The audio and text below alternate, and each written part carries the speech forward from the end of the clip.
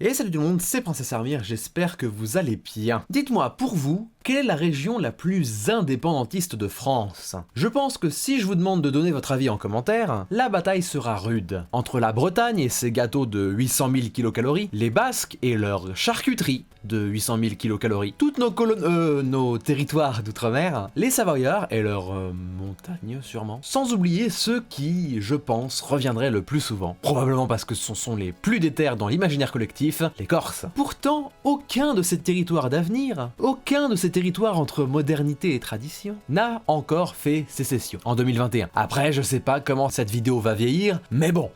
Pourtant, il existe, en France, une petite zone pas du tout reconnue nationalement comme étant en rébellion contre le pouvoir central depuis des centaines d'années. Pourtant, comme toutes les autres régions indépendantistes, elle en possède toutes les caractéristiques nécessaires. Premièrement, elle est frontalière, loin de la capitale et de son administration. Bah oui, tout mécontent qu'il soit contre Paris, on imagine mal un groupe armé du nom de Front de Libération Berrichon se former, revendiquant l'indépendance de Châteauroux. Ouais. Deuxièmement, il faut une culture locale assez marqué. Pareil, même si c'est frontalier et qu'ils essayent tant bien de mal de vénérer le sanglier en construisant des énormes statues sur le bord de l'A35, on imagine mal les Ardennais fonder une république sanglière. Bien, après m'être mis un quart de la population à dos, super Armire, merci pour ton audimat, et que mon intégrité physique est maintenant probablement menacée, nous allons pouvoir parler de notre sujet d'aujourd'hui. La région dont on va parler est en effet particulièrement excentrée. Elle est frontalière de la Suisse. Et comme toute région française frontalière de la Suisse, elle possède elle aussi une culture locale assez forte, à savoir vénérer le comté. Hop, plus 5% de gens qui me détestent en France, c'est super. Laissez-moi donc vous conter l'histoire de la République libre du Saugeais. Le Saugeais est un petit groupement d'une dizaine de communes, situé dans le Doubs, entre Morteau et Pontarlier. D'une superficie à peine plus grande que Paris intramuros, voici sa capitale politique.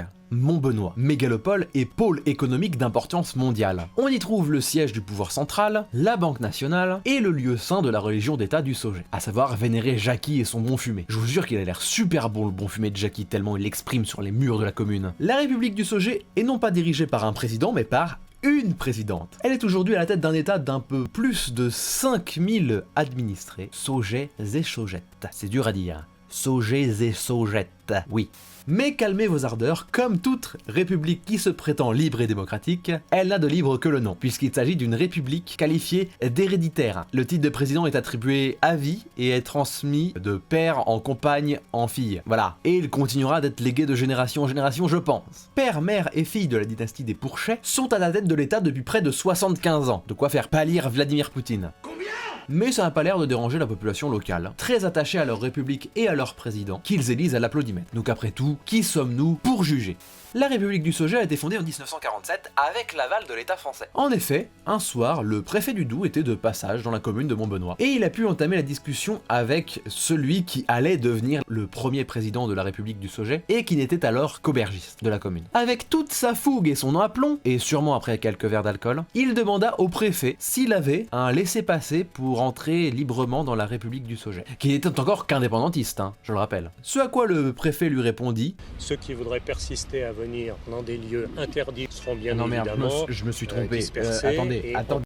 Je cite: À une république, il faut un président.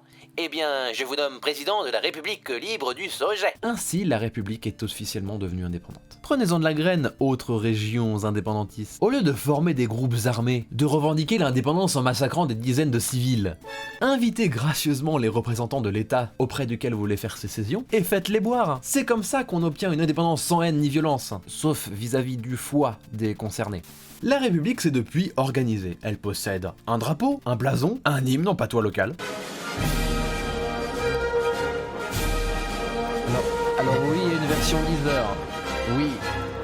Et un laissez-passer dont le service est assuré par la présidence elle-même. Elle a même une douane. Oui, une douane. Ils arrêtent des touristes pour leur demander leur laissez-passer.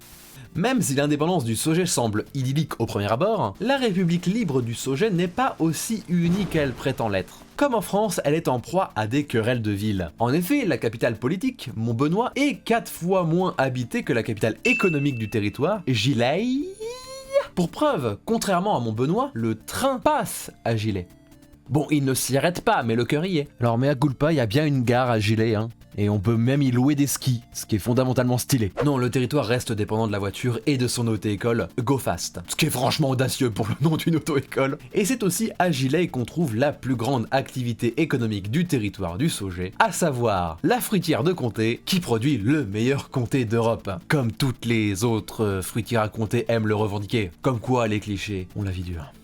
C'était, dans les grandes lignes, l'histoire de cette république singulière, ou comment une vanne entre un homme d'état français et un aubergiste a permis de fonder une république en France sans même que vous le saviez. Alors évidemment, pour ceux qui n'auraient pas compris, il s'agit d'une république folklorique, histoire bon enfant entretenue de génération en génération par leurs habitants. Non, le Saugeais n'est pas un état reconnu par les Nations Unies, à mon grand désarroi. Mais l'existence de cette république a néanmoins permis à ce petit territoire de susciter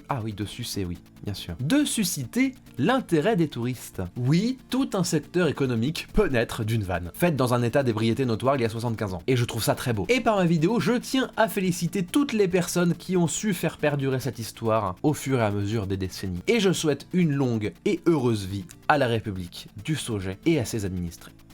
Pour que l'administration centrale du Saugeais nous décerne le statut de citoyen d'honneur, il faudrait au minimum qu'ils puissent voir cette vidéo, donc je compte sur vous pour bourrer les pouces bleus et les partages, évidemment. N'hésitez pas à vous abonner à cette chaîne YouTube si ce n'est pas déjà fait pour ne pas louper les prochaines vidéos que je sortirai dans 1 mois et demi parce que j'aurai la flemme d'en faire. Et en attendant la prochaine vidéo, je vous retrouve sur Twitch où je fais des lives quasiment journaliers, et je vous dis au revoir et que le pouvoir de la jupe soit avec vous. Salut.